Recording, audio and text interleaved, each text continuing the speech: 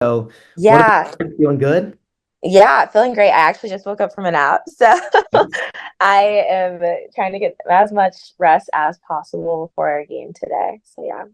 Can you tell us a little bit about how you first got involved with volleyball and, why you liked it so much? Yeah, of course. I first started when I was 13 years old. At least I started with club when I was 13 years old. So that's when it first got serious. So in eighth grade, I took a volleyball camp, I think, and it was just for fun, honestly, a time filler. I was taking so many camps at that point, like basketball, swim, volleyball was one of them, and then one of the coaches from the volleyball camp actually at Harvard Westlake because they held those during summer at Harvard Westlake. I he pulled me aside and he was like, I think you should play on club. And I was like, oh my gosh, maybe I should. This sounds really fun. So I actually um kind of went to a couple of their practices the next week, and then I was like, okay, I think I really like this. Everyone's really nice. And then I also just really enjoyed playing it. Like it was just really fun. Like basketball, I didn't really enjoy it. Swim, didn't really enjoy it. But volleyball, it was just so fun and so fast. Like it was just really exciting. Like there's something happening every point. So I was, you know, yeah, that's how I first got into it. And then eventually I moved into Surfside Club, and then I moved into Sunshine, and then that's how I got to Northwestern. Yeah. And how was the recruiting process in high school for you? Like, when did you first start hearing from schools? Like, how was it when you first started hearing from schools? I know that's very exciting for any student athlete. Yeah, so I think I was the first age group to actually have the NCAA rule change that you can't talk to girls until they are going into their junior year of high school. So on June 15th, my going into my junior year, middle of COVID, we were all quarantined. I received a bunch of emails the day June 15th hit, and I had a kind of preliminary list that I was kind of interested in. I wanted to talk to all the Ivies. I wanted to talk to um, UCLA, USC, Stanford. Like I wanted to talk to everyone. Like I didn't even have Northwestern on my list though.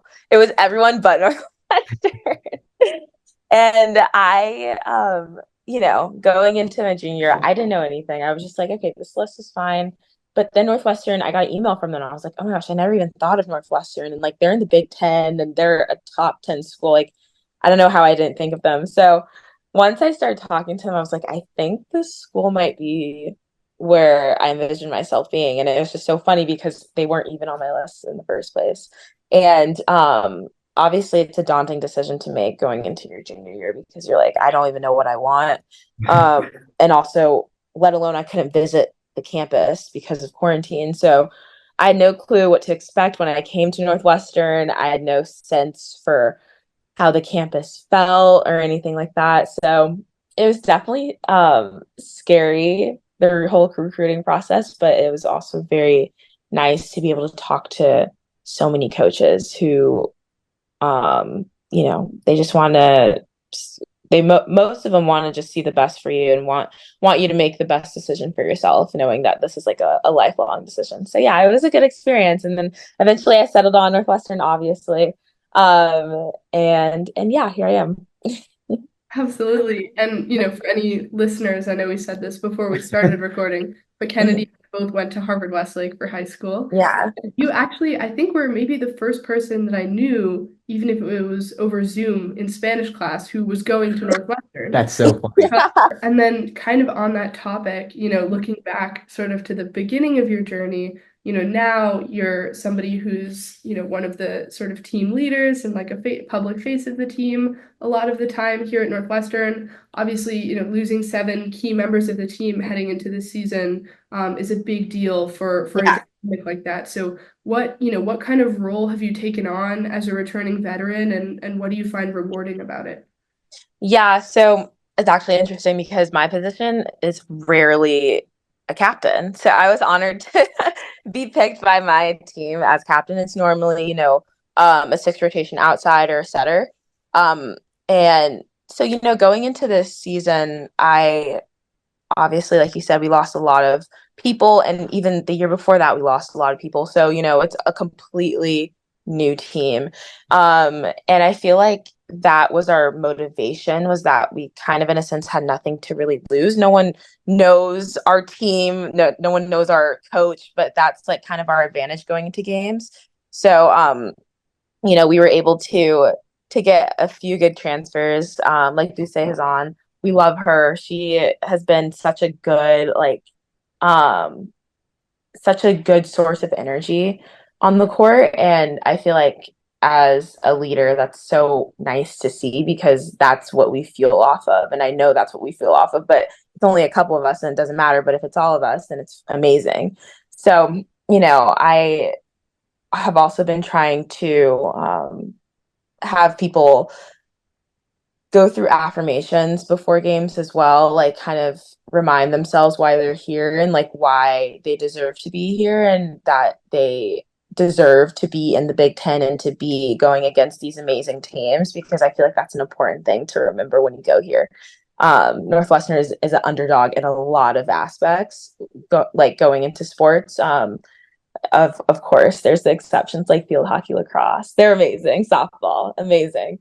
But volleyball, we are in the hardest volleyball conference in the nation. So I feel like just instilling those good mental health values in our team is like something that Alexa, Sienna, Sophia, and I, we've all been trying to help our team get into.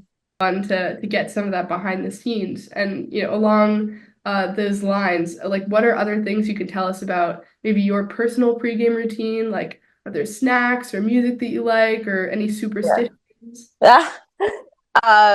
So let's see. I have an NIL deal with Backlot Coffee on Central Street, and I think that's honestly my everyday ritual, but on all game days, I have to like stop by there, because they're kind of like my, like, I don't know. It's just nice to be able to see them. I first of all love everybody in that store. It's nice to see them and say hi and have a little quick conversation, kind of like forget about all my anxiety about the game later that day, and also get a cup of anti-anxiety. So I am able to um get my favorite coffee from there. That's definitely something I do before every game. I am a very big proponent of 90s R&B music, early 2000s R&B music.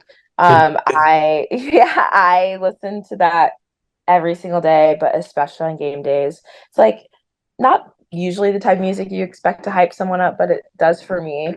I grew up listening to it and I still do. These past few years, I mean, you're just a player who plays with a lot of energy, excitement, passion, right? Uh, Yeah. and it's kind of made you one of the faces of Northwestern volleyball. Like you're on the big Yeah. screen and like the graphics and stuff, which is really cool to see. So, what keeps coming you back each and every day, bringing that kind of energy and passion to the game of volleyball? Honestly, it's just volleyball gives me such an adrenaline boost. I think like just playing the sport is just like, no matter how tired I am, like today, so tired, but I know I'll be locked in when the game comes in, because like once you start getting those first swings, you're like, okay, I'm excited. Like we're playing a top 25 team. Like this is gonna be good. Like I can't wait to let's say like I can't wait to block Eva Hudson. You know what I'm saying? Like just stuff like that. You start thinking about the game, like, and like, one, like I said, Bousset, for example, will like feed off my energy, and then we'll just start bouncing off each other, and then I'll start bouncing off of Rylan, and then we just start making jokes. It's just like an accumulation, I think, throughout the day. And then once the game comes around, it's like, okay, I'm ready.